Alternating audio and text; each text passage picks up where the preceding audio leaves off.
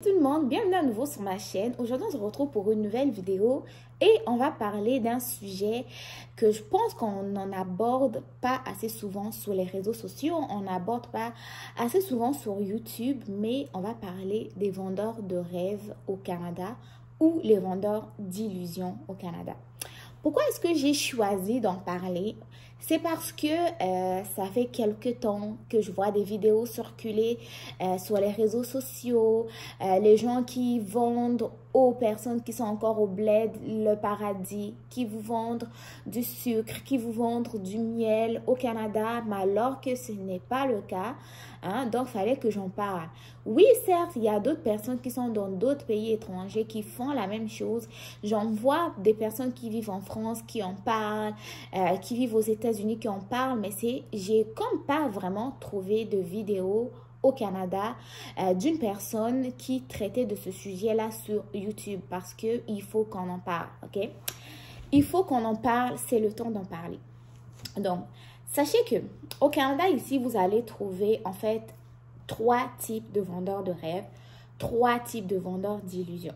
Les premiers, en fait, ça va être les personnes, je m'excuse, j'ai un peu structuré la vidéo pour ne pas mélanger, donc vous allez voir que mes yeux vont regarder un peu à gauche, à droite. C'est parce que je regarde ma petite tablette pour mieux structurer le contenu. Donc, les premiers vendeurs de rêves ou les premiers vendeurs d'illusions au Canada ici, ça va être des personnes qui vont mentir sur leur vraie profession ici au Canada à leurs proches restés au pays. OK? Donc, il va y avoir certains étudiants dont les parents en Afrique les ont envoyés faire les études, par exemple, les études d'infirmière et arrivé ici au Canada, ces étudiants-là vont échouer des cours. Ils ne vont pas finalement étudier les soins infirmiers, mais ils vont faire des formations de préposés aux bénéficiaires. Or, vous savez, que tu sois infirmière, que tu sois infirmière auxiliaire, que tu sois préposé aux bénéficiaires, nous portons tous les uniformes et les mêmes uniformes. Ce qui va nous différencier en fait sur le département, ça va être les badges ou les cartes. Donc, c'est sur la carte que tu vas pouvoir lire ton titre d'emploi. Donc, ce qui va se faire, c'est que les étudiants ou les personnes qui commencent déjà à travailler, ils vont prendre des photos en uniforme, mais on ne sait pas c'est quoi son poste. Ils vont envoyer à leurs parents au pays. Oh, papa, regarde, je suis devenue médecin. Papa, regarde, je suis devenue infirmière. Voilà, voilà. Or, ce n'est pas le cas. Mais quand même, ils vont envoyer de l'argent à leur famille. Ils vont quand même les aider. Mais ce que j'ai trouvé déplorable, pourquoi est-ce que j'ai voulu en parler? C'est parce que ces personnes-là, supposées être médecins, supposées être infirmiers, supposées être je ne sais pas qui, vont maintenant extorquer de l'argent aux personnes qui sont au pays, qui voudraient exercer dans leur domaine. Donc, si c'est par exemple un infirmier, une infirmière, il va demander à ses collègues au pays, oh non, si tu veux tu veux devenir infirmier, toi aussi, il faut envoyer tant d'argent, envoyer tant de papiers, tu vas le devenir. Or, c'est faux. Tu ne peux pas quitter ton pays, tu ne peux pas quitter le Gabon, tu ne peux pas quitter le Cameroun directement, venir travailler comme infirmière au Canada, ni travailler comme infirmière au Québec. Non, ce n'est pas vrai. Ça va te prendre premièrement une formation complète. La formation, ce qui se passe, c'est qu'avant d'intégrer la formation, tu fais ton inscription, tu as un numéro matricule qui t'est attribué par l'ordre. Ensuite, tu vas faire ta formation, tu vas faire tes stages. À la fin de ta formation, tu vas passer un examen qui va couvrir tes 3 ans de formation. À la fin des 3 ans de formation, tu vas passer ce qu'on appelle un examen de l'ordre. Une fois que tu as réussi l'examen de l'ordre, c'est là où tu vas avoir ton permis d'exercice comme infirmier, comme médecin au Canada. Et c'est là, à ce moment-là, que tu t'inscris au tableau de ton ordre professionnel et tu commences à exercer. Donc, méfiez-vous pour les personnes qui vont vous dire que moi, je suis arrivée au Canada directement, j'ai commencé à travailler comme infirmière et tout. Oui, il y a certains programmes d'équivalence qui vont exister. Il y a certains, comment dire, reconnaissance des acquis lorsque ça va être des hôpitaux ou des organismes de recrutement qui vont aller recruter le personnel infirmier déjà formé là-bas. Ils vont venir faire comme des stages d'actualisation et ils vont aussi passer l'examen de l'ordre avant de pouvoir exercer.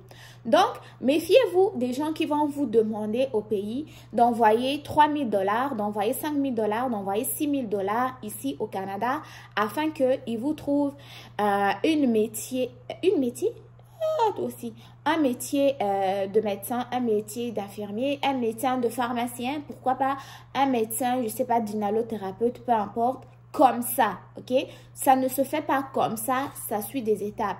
Donc, faites attention à votre argent, faites attention à ces gens-là qui vont vous vendre la facilité au Canada. C'est pas le cas, c'est pas facile, c'est pas tu rentres et tu fais, c'est pas du tout cuit.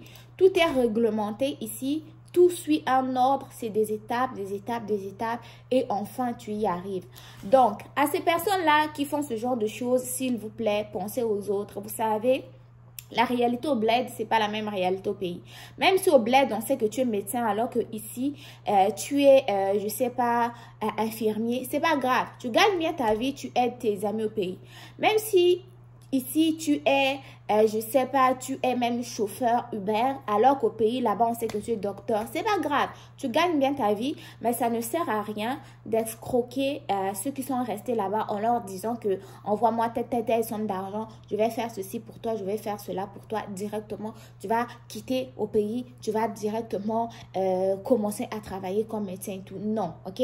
Sachez dire la vérité, surtout en ce qui concerne les professions réglementées. Les professions réglementées telles que la médecine, les soins infirmiers, les infirmières auxiliaires, l'inhalothérapie, l'ingénierie et tout, sont des métiers qui sont cadrés par des ordres professionnels.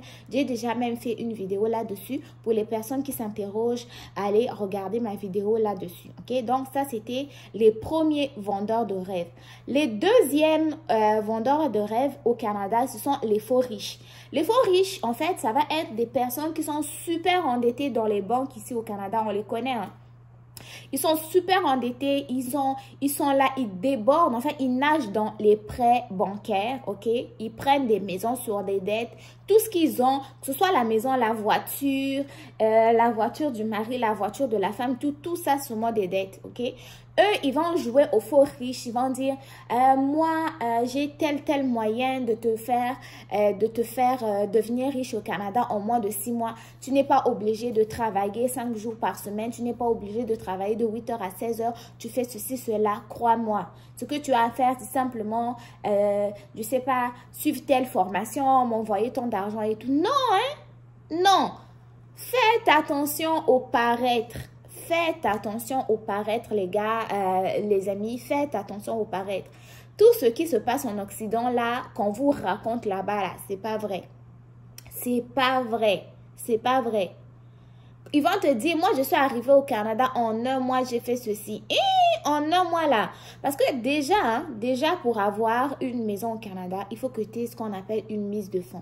Une mise de fonds, là, il faut que tu travailles en moins 1 an pour l'avoir. Ensuite, pour que la banque t'accorde un crédit, il faut qu'il vérifie que tu as un revenu qui est quand même assez régulier. Tu as un emploi qui est stable pendant au moins 1 an, pendant au moins 2 ans, tout dépendamment de la dette que tu veux avoir. Donc, les personnes qui vont vous dire que moi, j'ai 3-4 maison, j'ai un parc immobilier, j'ai réussi, c'est ça, en 1 an, 2 ans là, faites attention, sont de genre de personnes là qui croulent sous les dettes, mais juste pour maintenir les apparences, ils ne vont pas vous dire la vérité. Dans le fond, ils souffrent, ils veulent simplement que vous leur envoyez les 2000 $ là pour payer leur petite facture du mois, mais ils croulent sous les dettes. Donc, faites attention au paraître. Ils ne vous diront jamais qu'ils sont endettés jusqu'au cou. Ils vont jamais vous dire qu'ils nagent Ils nagent, leur tête déborde des prêts hypothécaires, des prêts bancaires, ça là faut payer, ça là faut payer. Non, ils vous diront jamais la vérité. Donc, faites attention au paraître. Tout ce qui brille ici n'est pas de l'or, ok? Donc, faites attention à ce côté-là. Les troisièmes vendeurs d'illusions, c'est encore une fois de plus, ils vont ressembler aux premiers. Ce sont des personnes qui vont occuper des postes assez simples ici au Canada et ils vont aller faire ce qu'on appelle le m'as-tu vu, le farotage au pays. Donc, c'est le genre de personne, lui, il va arriver au pays là-bas, il est là. Il marche, je sais pas, cortège derrière. Même son sac là ne peut plus prendre. C'est quelqu'un qui tient son sac. Il s'assoit. Il y a quelqu'un qui va d'abord prendre la place pour nettoyer pour lui. Ok?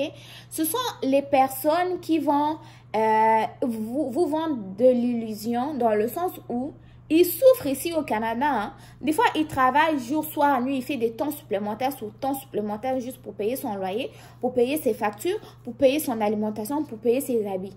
Mais quand il sait qu'il va descendre au pays là-bas, là, hey, façon qu'il va se saper.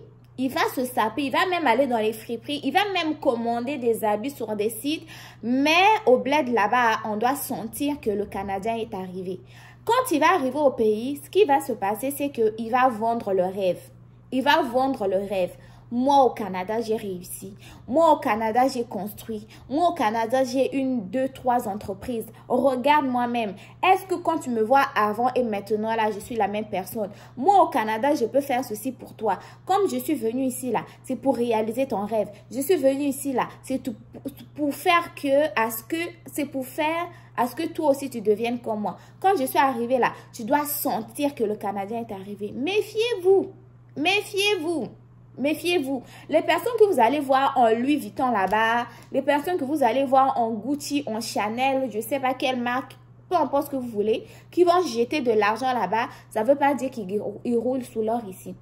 Vous savez, hein, $1 canadien, tout dépendamment je sais pas, des conversions de la bourse et tout, ça peut équivaloir à peu près à 500 francs CFA, ok? $1.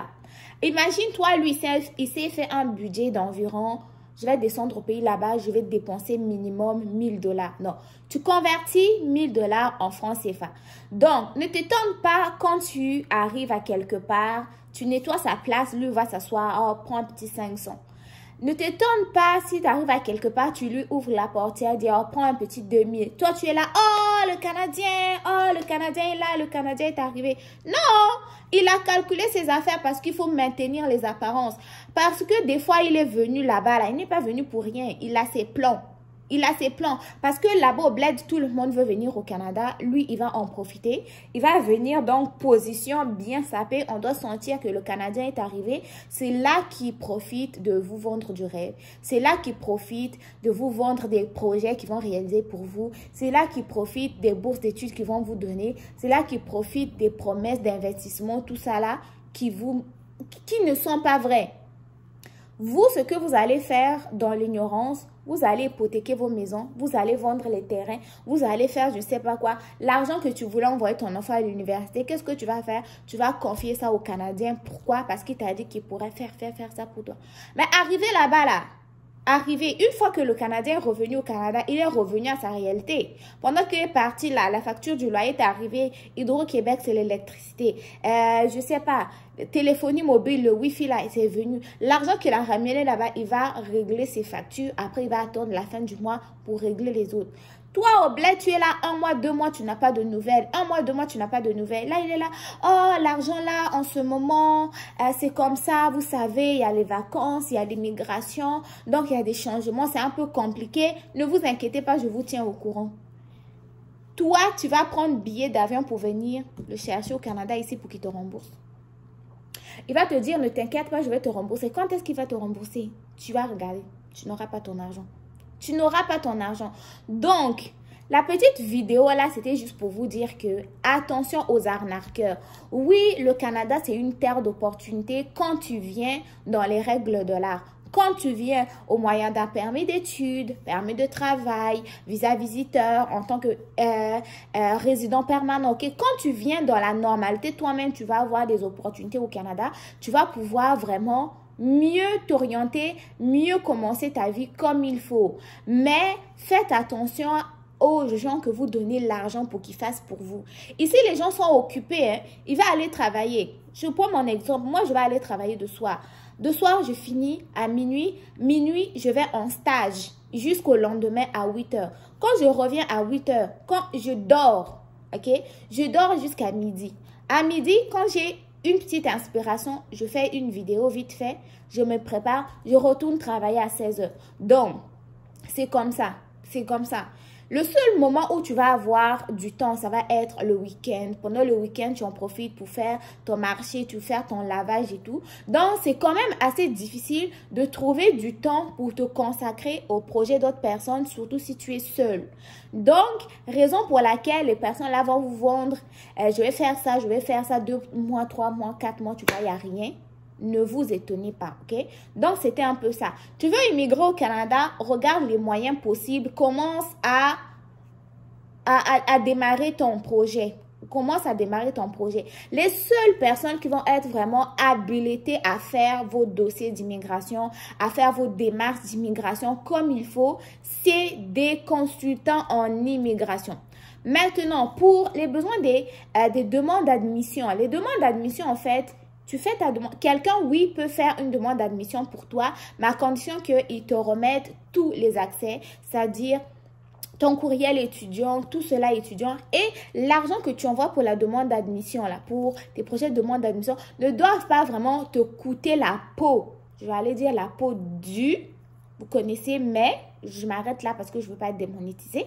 Donc, la seule possibilité serait de demander l'aide de quelqu'un qui connaît les études pour vous aider dans la demande d'admission. Mais en ce qui concerne les permis d'études, tout ce qui concerne l'immigration, tout ce qui concerne le CAQ, tout ce qui concerne les demandes de résidence permanente, adressez-vous aux consultants en immigration réglementés.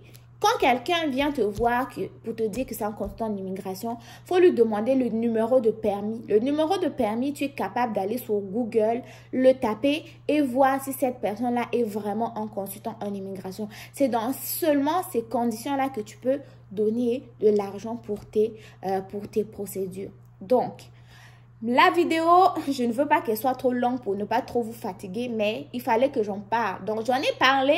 Là, je me sens bien, ok? Donc, si vous avez aimé là, il faut aimer la vidéo. Si vous avez quelque chose à dire, je vous attends dans les commentaires.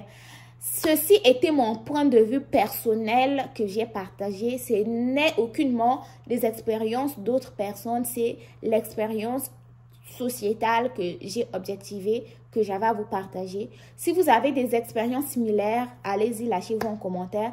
Moi, je vous dis bon succès dans vos démarches. On se retrouve très bientôt pour une nouvelle vidéo. Prenez soin de vous. Bye bye.